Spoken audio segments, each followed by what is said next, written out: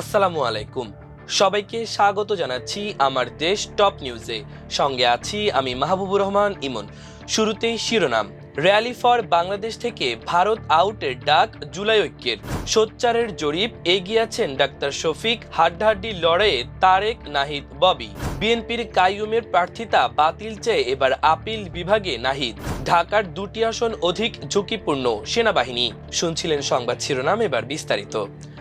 শহীদ শরীফ ওসমান হাদি হত্যাকাণ্ডে জড়িতদের ভারতে আশ্রয় দেওয়া, আন্তর্জাতিক অঙ্গনে ভারতের প্রভাব বিস্তার, ক্রীড়া ও নির্বাচন ব্যবস্থায় হস্তক্ষেপ এবং আসন্ন ত্রয়োদশ জাতীয় সংসদ নির্বাচনকে ঘিরে বাংলাদেশের সার্বভৌমত্ব বিরোধী ষড়যন্ত্রের অভিযোগ তুলে ভারত আউটের ডাক দিয়েছে জুলাই ঐক্য। শনিবার বিকেল 3টায় কেন্দ্রীয় শহীদ মিনারে আয়োজিত সমাবেশ থেকে র্যালি ফর বাংলাদেশ কর্মসূচি থেকে এই ঘোষণা দেয়া হয়। সমাবেশ শেষে কেন্দ্রীয় শহীদ মিনার থেকে শহীদ ওসমান হাদি চত্বর পর্যন্ত একটি বিক্ষোভ মিছিল অনুষ্ঠিত হয়। সমাবেশে বক্তারা বলেন, 24-এর গণ অভ্যুত্থানে জড়িত গণহত্যাকারী ও শহীদ ওসমান হাদির খুনিদের ভারত আশ্রয় দিচ্ছে। একই সঙ্গে গত 4টি জাতীয় সংসদ নির্বাচন এবং আসন্ন ত্রয়োদশ জাতীয় সংসদ নির্বাচনেও ভারতের নগ্ন হস্তক্ষেপ চলছে। বক্তারা বলেন, গত 54 বছর ধরে ভারত সরাসরি যুদ্ধ নয় বরং ষড়যন্ত্রের মাধ্যমে বাংলাদেশকে দুর্বল করার চেষ্টা করে আসছে। পেঁয়াজ রপ্তানি বন্ধ, সীমান্তে নদীর বাঁধ খুলে বন্যা সৃষ্টি এবং পানি বন্টনে চুক্তি না করার বিষয়গুলো তুলে ধরে তারা বলেন, ভারত কখনই প্রকৃত বন্ধু হিসেবে আচরণ করেনি। সমাবেশ থেকে ভারতীয় আধিপত্যবাদের বিরুদ্ধে ইন্ডিয়া বয়কট এর ডাক দেওয়া হয় এবং দেশবাসীকে এই আন্দোলনে সম্পৃক্ত হওয়ার আহ্বান জানানো হয়। তাদের অভিযোগ, আসন্ন 12 ফেব্রুয়ারির জাতীয় নির্বাচনকে কেন্দ্র করে ভারতীয় গভীর ষড়যন্ত্র চলছে।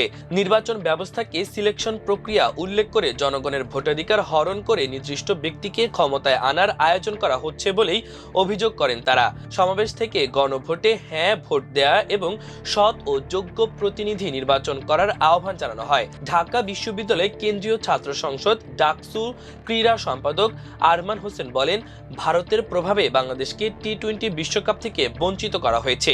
তিনি আইসিসিকে ব্যঙ্গ করে ইন্ডিয়ান ক্রিকেট কাউন্সিল বলে উল্লেখ করেন।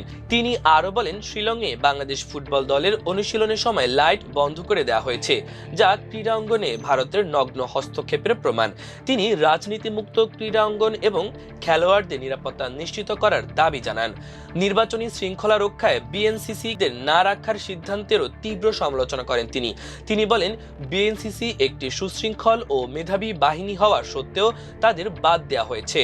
ডাকসুর সমাজসেবা সম্পাদক এবি জুবায়ের বলেন, জুলাই গণঅভ্যুত্থানের পর জনতার নতুন করে কোনো সাজানো বা নিয়ন্ত্রিত প্রতিবাদের সুযোগ দেবে না।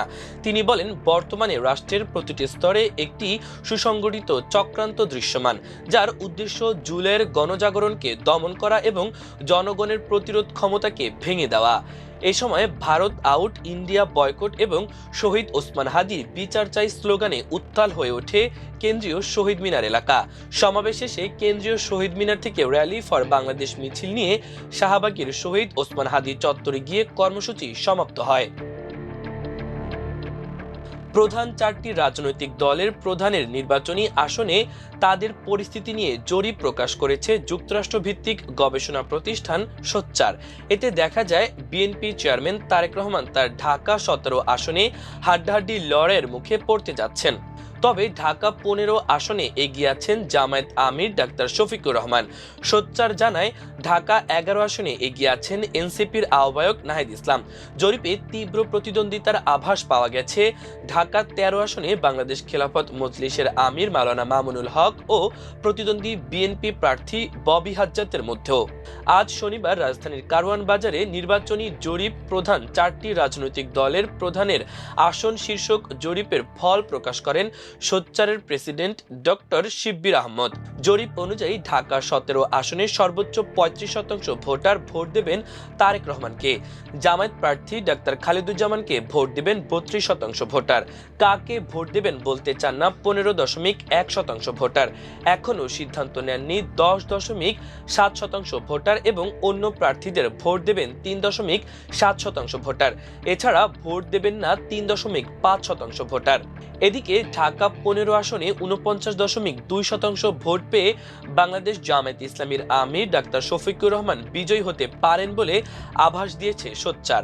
সংস্থাটি জানায়, শফিকুর রহমানের নিকটতম প্রতিদ্বন্দ্বী বিএনপি মনোনীত ধানের শীষ প্রতীকের প্রার্থী পেতে পারেন 32.5% ভোট। অন্যদিকে ঢাকা 11 আসনে বিএনপি মনোনীত প্রার্থী এম এ কাইয়ুমকে হারিয়ে জয়ী হতে পারেন জাতীয় নাগরিক পার্টি এনসিপি আহ্বায়ক নাহিদ ইসলাম।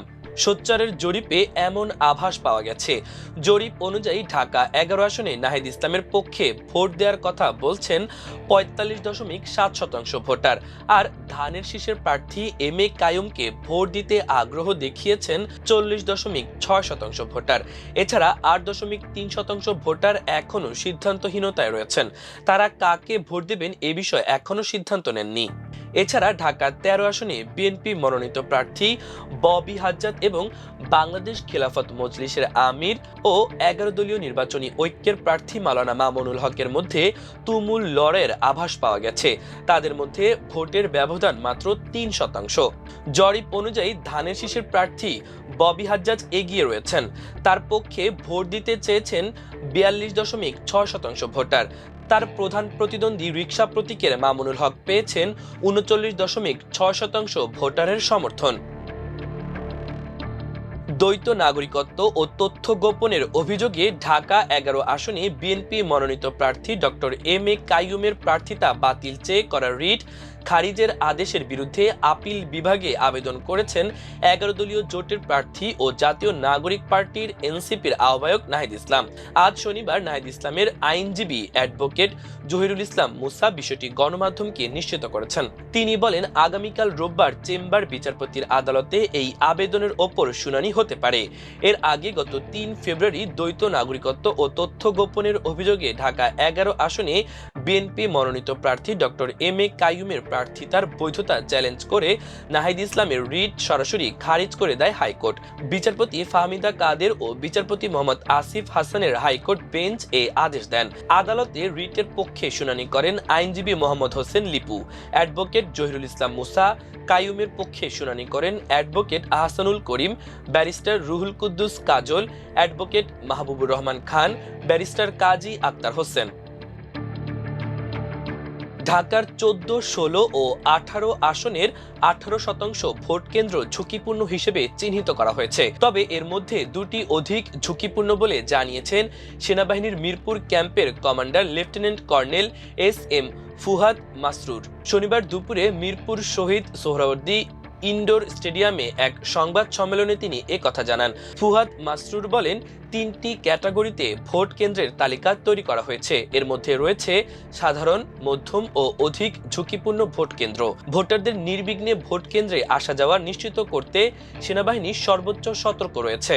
ঝুঁকির মাত্রা অনুযায়ী ভোট কেন্দ্রগুলোকে অধিক ঝুঁকিপূর্ণ, মধ্যম ও সাধারণ শ্রেণীতে ভাগ করে প্রয়োজনীয় নিরাপত্তা ব্যবস্থা নেওয়া হচ্ছে। তিনি আরো বলেন, ঢাকা 14 ও 16 আসনকে অধিক ঝুঁকিপূর্ণ হিসেবে চিহ্নিত করা হয়েছে। নির্বাচনী পরিবেশ স্বাভাবিক রাখতে স্ট্রাইকিং ফোর্স হিসেবে কাজ করবে সেনাবাহিনী। কেউ মিথ্যা তথ্য ও গুজব রটিয়ে বিশৃঙ্খলা তৈরির অপচেষ্টা করলে তার বিরুদ্ধে কঠোর ব্যবস্থা নেওয়া হবে। তিনি বলেন, নির্বাচনকালীন যে কোনো বিশৃঙ্খলা বা নাশকতার তথ্য প্রচারের আগে সাংবাদিকদের প্রাথমিক যাচাই করার আহ্বান জানানো হয়েছে, যাতে ভুল তথ্য বা উস্কানিমূলক সংবাদ পরিবেশন না হয়। এছাড়া নিশ্চিত করা হবে সাংবাদিকদের নিরাপত্তাও।